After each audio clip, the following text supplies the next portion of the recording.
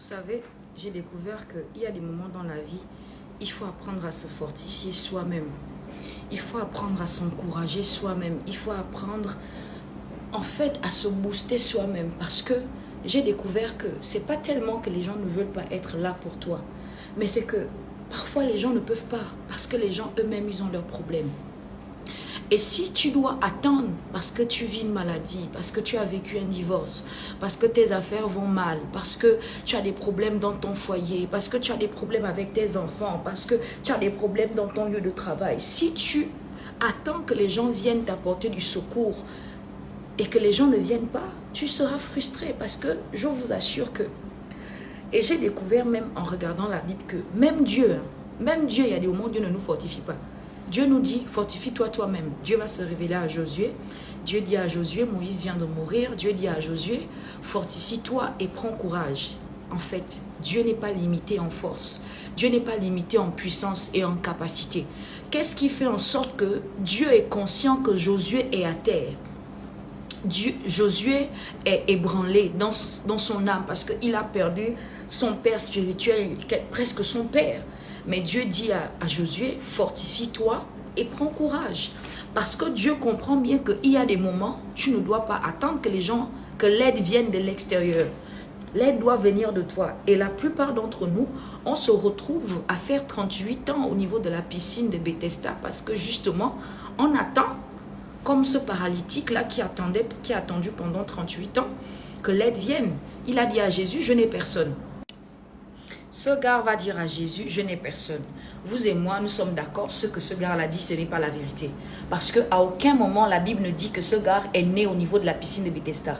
Donc ça veut dire que ce gars, il y a bien eu des gens qui l'ont transporté de chez lui au niveau de la piscine de Bethesda. J'ouvre la parenthèse pour dire à quelqu'un que vous savez, lorsque le diable veut faire du mal à quelqu'un, il utilise un homme. Mais lorsque Dieu veut bénir aussi quelqu'un, il utilise un homme. C'est l'évêque Michel Ambouroué qui a l'habitude de dire que Dieu et toi, c'est la majorité, mais Dieu et toi, ce n'est pas suffisant. Ça veut dire que quel que soit ce que Dieu veut faire dans ta vie, il y a toujours des gens que Dieu va utiliser pour te faire du bien. D'où la nécessité pour plusieurs d'entre nous d'apprendre à gérer nos relations. Parce que les relations, c'est la monnaie que Dieu utilise pour faire du bien aux hommes. Sur la terre, lorsque les hommes veulent te faire du bien, ils te donnent de l'argent. Dans le ciel, lorsque Dieu veut faire du bien à un homme, la monnaie qu'il utilise, c'est les hommes, c'est les relations. Je ferme la parenthèse. Donc ce paralytique va dire à Jésus, je n'ai personne. Ça me dérange parce que ce paralytique ne réalise pas qu'il a en face de lui la personne par excellence qui est capable de régler son problème. Et c'est le cas de plusieurs d'entre nous. Lorsque nous nous retrouvons dans des situations compliquées, nous cherchons des gens à l'extérieur, oubliant qu'il y a une personne qui est là, qu'il y a une personne exceptionnelle qui est là pour des personnes qui n'ont personne. Ah, qu'est-ce que tu dis, pasteur? Je suis en train de dire à quelqu'un que face à ce problème financier, face au défi par rapport au fait que tu dois payer tes études, face à ce problème dans ton couple, face à cette maladie, tu as le sentiment que tu n'as personne. Face à ce problème dans ton entreprise, tu as le sentiment que tu n'as personne. Mais la bonne nouvelle que j'aimerais te dire, c'est que oui, peut-être qu'aujourd'hui, il n'y a personne pour toi. Et que Dieu permet peut-être qu'il n'y ait personne. Il y a dans le ciel, my God, quelqu'un, Jésus de Nazareth, qui est là pour les personnes désespérées comme toi et moi. Qui est là pour les personnes qui n'ont personne. Il dit, invoque-moi au jour de la détresse et je te répondrai. Je dis à quelqu'un, c'est la saison maintenant d'invoquer le Seigneur.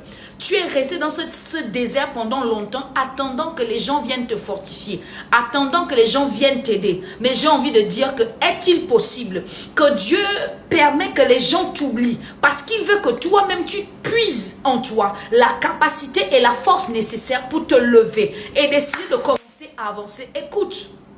Lorsque Jésus se retrouve devant le paralytique de la piscine de Bethesda, écoutez, même quand Jésus est là pour les gens qui n'ont personne, il y a des choses que Jésus ne fait pas pour nous. Il y a des choses que Dieu ne fera pas. Écoutez, Jésus va dire au paralytique, lève-toi, prends ton lit et marche. Vous et moi, nous savons que quand quelqu'un est resté allongé pendant longtemps, se lever, ce n'est pas facile. Jésus n'a pas dit, donne-moi ta main, je vais t'aider à te lever. Ah, mais Jésus a dit, lève-toi, en d'autres termes. Je sais que cette situation est difficile. Je sais que tu as mal par rapport à cette relation. Je sais que tu as perdu beaucoup d'argent. Je sais que c'est dur. Ah, mais lève-toi. Prends ton lit et marche. Parce qu'il n'y a pas de lumière pour les personnes qui restent assises. C'est pourquoi la Bible dit dans le livre d'Ésaïe, lève-toi, sois éclairé, car ta lumière est là, mon ami. La lumière ne vient pas pour les personnes qui sont assises. Et ce que tu n'as pas compris, c'est que c'est exactement la position que le diable veut que tu aies. Parce que tant que tu es assis, les choses ne bougent pas, les choses n'avancent pas, les ténèbres sont là, tu pleures, tu te morfonds, mais les autres avancent. Et demain, tu vas te retrouver à être aigri parce que tu auras le sentiment que Dieu est le Dieu de certains, Dieu est le Dieu des uns. Non, Dieu est le Dieu de tout le monde. C'est pourquoi son nom c'est Emmanuel. Pas le Dieu avec eux, pas le Dieu avec vous, mais le Dieu avec nous. Il est le Dieu qui est là pour tout le monde. Il est là pour une femme désespérée dans son foyer. Il est là pour un enfant qui est malade, qui a une maladie incurable. Il est là pour quelqu'un qui a des problèmes dans son entreprise. Il est là pour quelqu'un qui ne sait pas comment nourrir ses enfants. Là, ça débande de kaba, ça de blague. Il est le Dieu qui pourvoit au milieu du feu. Il est le 4e homme au milieu du feu. Je dis, il est le Dieu qui est capable d'emmener à l'existence des choses qui n'existent pas. Qu'est-ce que tu dis, pasteur? Je suis en train de dire à quelqu'un comme Josué, je veux être la bouche que Dieu utilise pour dire à quelqu'un qui est resté assis pendant longtemps dans ce désert. Je dis, mon frère, ma soeur, lève-toi, sois éclairé. Allah Sante Kabla, il lève les mains. Je dis, comme Dieu a dit à Josué, fortifie-toi et prends courage. Jusqu'ici, les gens ont rigolé. Jusqu'ici, les gens se moquent de toi. Et tu pleures parce que tu espères avoir de l'empathie, de la compassion des gens. Mais Dieu ne veut pas que les gens viennent t'aider parce que Dieu ne veut pas rendre la gloire de ton témoignage à un homme. Dieu veut rendre la gloire de son témoignage à lui-même. Oh, je ne sais pas à qui je m'adresse, mais je dis à quelqu'un, lève-toi, fortifie-toi et prends courage. C'est la saison de ta visitation. Parce que tu le crois, tu dis Amen. Que Dieu vous bénisse. Au revoir.